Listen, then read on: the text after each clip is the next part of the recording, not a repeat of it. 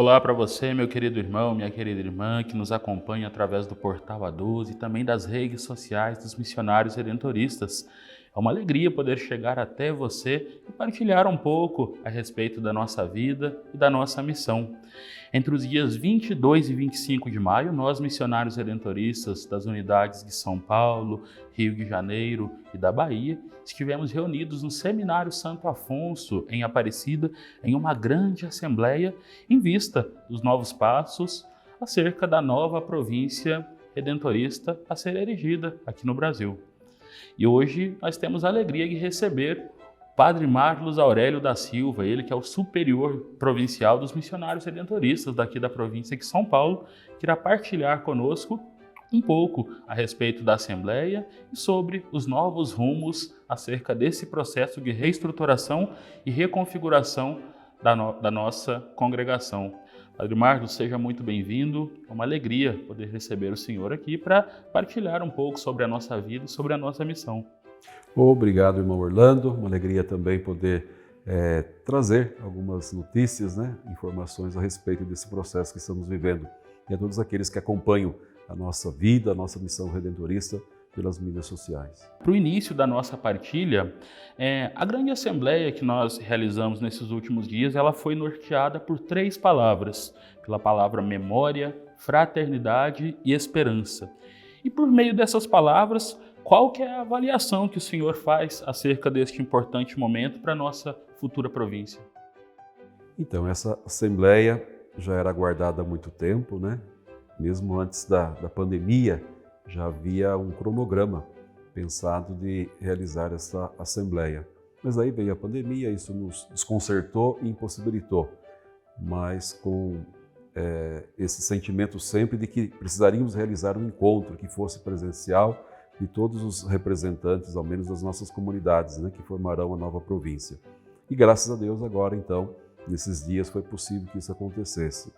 E a gente gostaria, desde o princípio, que fosse um encontro assim marcado pela fraternidade, que a gente pudesse de fato nos aproximarmos uns dos outros, de encurtarmos o estranhamento, as distâncias, que a gente pudesse se conhecer um pouco melhor. Acho que esse era o primeiro caráter, E é óbvio, quando a gente trata da grande assembleia, a gente também está colocando na pauta uma memória da história dessas unidades, porque é algo novo que vai nascer, mas pressupondo já uma história vivida, em grande parte histórias centenárias, quando se trata, por exemplo, da província de São Paulo, da província do Rio de Janeiro. Então a gente precisava também fazer aí uma homenagem, um reconhecimento de tudo aquilo que os nossos predecessores fizeram, sejam alemães, holandeses, poloneses. Então, por isso mesmo, a necessidade de cultivarmos a nossa origem, a nossa memória histórica. E depois, obviamente, a gente não quer ficar só nessa atitude nostálgica, um olhar para o passado, mas também de vislumbrar, de perceber um horizonte aí que se abre a partir dessa realidade da reestruturação, da reconfiguração. Daí, evocarmos aí essa grande virtude teologal, da esperança, para a gente poder construir caminhos novos, para a gente poder sentir, de fato, que o nosso carisma, a nossa missão redentorista tem futuro. Então, não estamos fazendo aí um decreto de falência, mas pelo contrário, ativando a nossa esperança por dias melhores, e, sobretudo, uma força renovada para a missão. Padre Marlos, muitas das pessoas que nos acompanham ainda não compreenderam esse processo que toda a nossa congregação está passando. E eu queria pedir para que o senhor pudesse explicar um pouquinho sobre o motivo e a importância de nos reconfigurarmos e nos reestruturarmos. Esse é um movimento comum a todas as congregações e ordens religiosas na igreja, Nós sabemos que há uma diminuição do número de pessoas, sabemos aí de todas as dificuldades que as congregações e ordens vêm enfrentando. Não diferente para nós, missionários redentoristas. Por isso, desde o capítulo geral, ocorrido em 1991 em Itaici, começou-se a falar da necessidade de repensarmos um pouco as nossas estruturas, como mantermos aí viva a nossa missão, a nossa pertinência, o nosso carisma nesse mundo. Então é um processo bastante lento, mais de 30 anos, mas é exatamente com esse propósito, que a gente não faça por decreto que não seja algo imposto, mas que de fato possa haver um convencimento e, acima de tudo, uma conversão nossa, né, missionários redentoristas, para esse momento desafiador que estamos vivendo. Então eu vejo que esses passos foram dados através dos capítulos gerais, depois também foram criadas as conferências, né, na congregação, que são regiões continentais que abarcam as atuais províncias e vice-províncias. E a gente poderia dizer, houve ganho porque foi um processo que contou com a participação, com o convencimento, com a conscientização de todos os congregados. Então agora a gente já está chegando nesse momento da reconfiguração, ou seja, de mudarmos um pouco essa maneira que nós tivemos há tantos anos aí de organização, né, em províncias, em vice-províncias. Então algumas ou quase todas, né, deixarão de existir para que haja o surgimento de províncias maiores, mais fortalecidas, né, em número de pessoas, mas também de estruturas mais ágeis, né? Então é uma otimização de pessoas, de recursos e de trabalhos. Então creio que nós vamos perceber, né, na prática, no cotidiano, como é que vai ter grandes mudanças, né? Mas a composição, talvez, daquilo que hoje nós conhecemos como província, isso sim, muda bastante, né? No Brasil, de 9 unidades, teremos 3, né, 3 grandes, 3 fortes províncias. Na América Latina, de 22 para 7 províncias, né?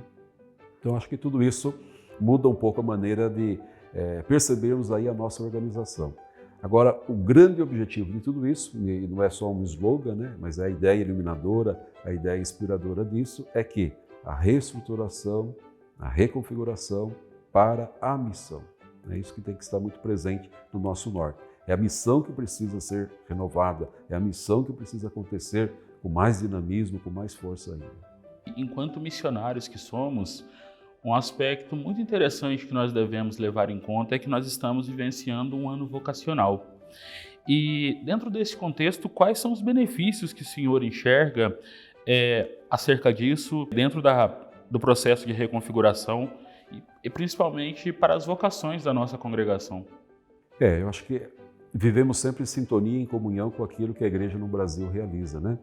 E esse ano vocacional nos dá a oportunidade, sim, de também reagirmos diante, né, dos desafios que nós temos, de despertar no coração dos jovens e atrair para esse trabalho missionário.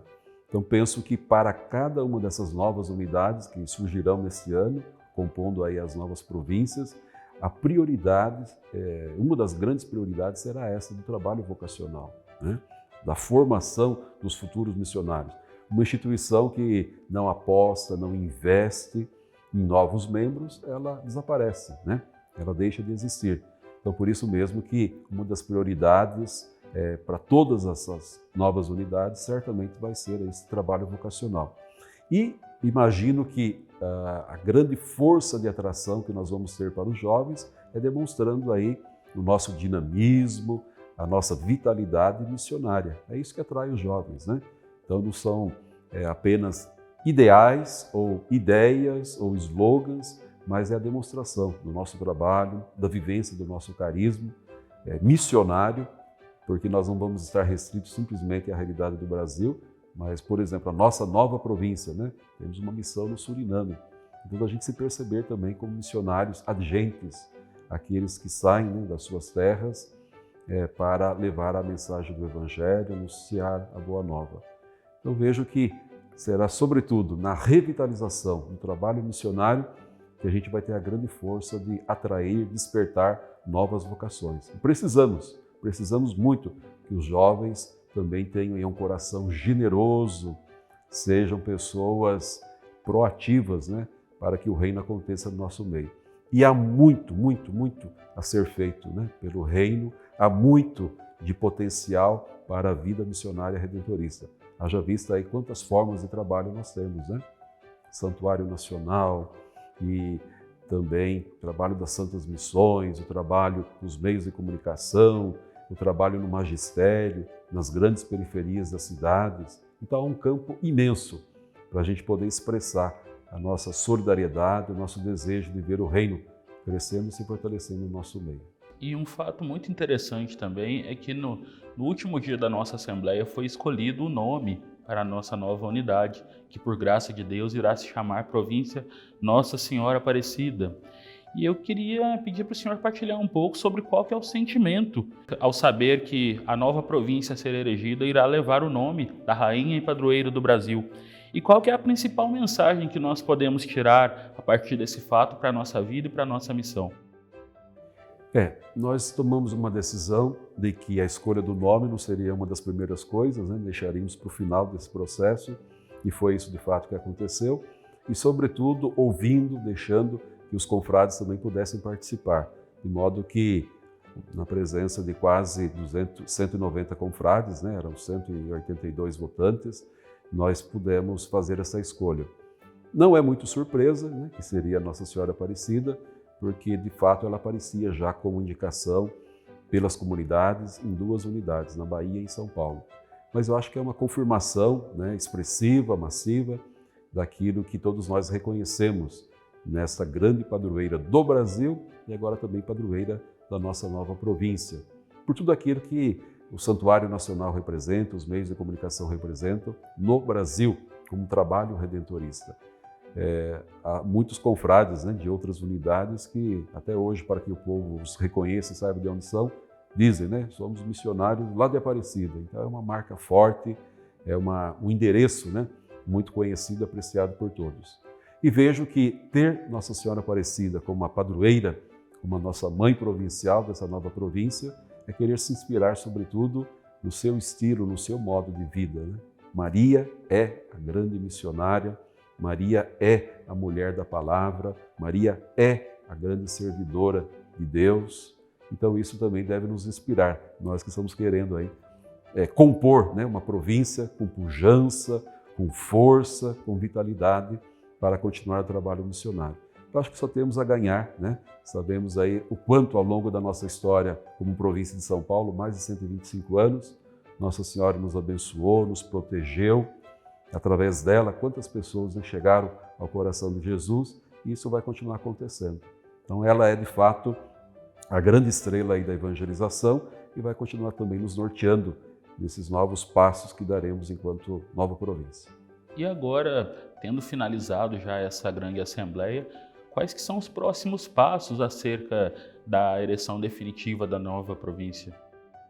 Nós temos um cronograma que é estabelecido por nós, né, os 3 governos provinciais, com a ajuda também dos representantes das comissões desse processo todo, e estabelecemos que estamos agora com um processo eleitoral em curso, né, para a escolha do novo superior provincial, da nova província. Então teremos agora no dia 6 de junho a apuração do que nós chamamos de sondagem.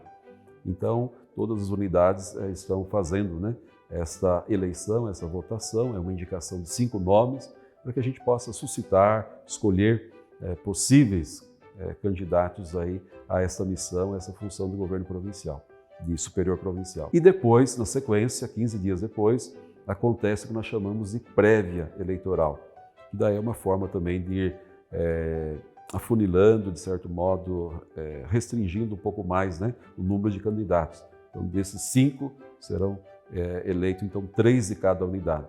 De modo que teremos, ao final disso, 9 candidatos, né? E esses serão escolhidos, então, pelo capítulo provincial eletivo, que vai acontecer de 22 a 25 de agosto, lá em Belo Horizonte, na Casa São José. Tendo feito isso, nós sabemos que o trabalho daí já começa a valer, né, para a nova equipe de governo, porque eleito o superior provincial, ele escolherá um conselheiro, nós votaremos em outros 3 conselheiros e estará composto o governo ordinário da nova província. E depois, então, fazemos a escolha de mais 2 que comporão o conselho extraordinário. Então essa equipe já vai ter todo o espaço, a liberdade, né? Embora não tenha nenhuma posse canônica ainda, mas já de ir articulando, pensando um plano de governo, conversando com os confrades, visitando as comunidades, enfim, já começa a funcionar, começa a trabalhar. E no dia 9 de novembro, uma data muito significativa para nós redentoristas, né, que é a data da nossa fundação enquanto congregação, 9 de novembro de 1732, então nós escolhemos que essa data seja para a criação, a ereção canônica da nova província. Isso vai se dar aqui no Santuário Nacional, né, em Aparecida. Então acredito que é esse o processo, né, que nós estaremos vivendo intensamente nesses próximos meses e com a esperança, né, de que em janeiro de 2024 comecemos aí uma vida nova, esperança renovada dentro da nova província. Este é um momento de grande alegria para nós, pois celebramos o nascimento de uma nova grande província, mas ao mesmo tempo é também um momento de despedida, porque nós sabemos que após quase 80 anos de existência, a província de São Paulo, ela deixa de existir. E queria saber qual que é a avaliação que o senhor, sendo o último provincial desta unidade, faz da nossa história. Esse é um momento também reservado para todas as 3 unidades, né, e as demais do Brasil, de fazer uma assembleia, um capítulo para decretar o fim da unidade. Nós vamos realizar isso no dia 29 e 30 de setembro. Então a gente quer que seja uma celebração, uma grande ação de graças, né, pela história da nossa província. Se nós contarmos desde 1894, quando chegaram os primeiros redentoristas alemães, né, uma história de quase 130 anos. Né? Obviamente que começou com uma missão, depois se tornou uma vice-província, depois uma província, mas é uma história mais do que centenária. E muito do que aconteceu, obviamente, é graças, né, aos nossos predecessores, aí, os alemães, os primeiros brasileiros, todos aqueles que foram se doando com muita generosidade para que existisse hoje isso que nós temos, né? As igrejas que foram construídas, os conventos que foram construídos, mas também o trabalho muito criativo, muito fiel ao nosso carisma realizado através das santas missões, através das nossas pregações, através dos santuários. Então acho que tudo isso é motivo da gente reconhecer, louvar e agradecer, né? É um ciclo de história que se fecha, né? Mas nós sabemos que a história dialética, né? Nós encerramos um ciclo e iniciamos outro. Então tudo isso nos motiva. Assim como eles construíram a história deles, nós estamos tendo agora o privilégio, a grande oportunidade de fazermos também a nossa história, né? Com todos os desafios que nós temos. No passado não deve ter sido muito fácil, né? E hoje sabemos também quantos desafios temos pela frente. Mas eu acho que a celebração dessa ação de graças já nos motiva bastante, né, para aquilo que está como possibilidade, como oportunidade para o futuro. E queria pedir também para que o senhor pudesse deixar uma mensagem para esse povo bom que nos acompanha enquanto, como o senhor bem disse na Assembleia, né, redentoristas por profissão, mas também existem muitas pessoas que são redentoristas de coração.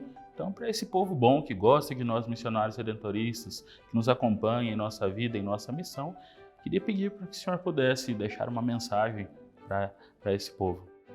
Isso, enquanto congregação redentorista tem se falado muito, o último capítulo reforçou isso, a ideia da missão compartilhada, né? Redentoristas somos nós, padres, irmãos, os estudantes professos, oblatos, mas também tantos e tantos leigos, homens, mulheres, jovens, que se associam a nós, né? Por afinidade com o nosso modo de trabalhar, com o desejo de querer evangelizar. Então, eu diria isso. Todos nós podemos, né, nos identificar com esse carisma, com essa espiritualidade, com esse jeito de ser. E certamente, com isso, a gente vai perceber que a presença redentorista é maior do que a gente possa imaginar, né?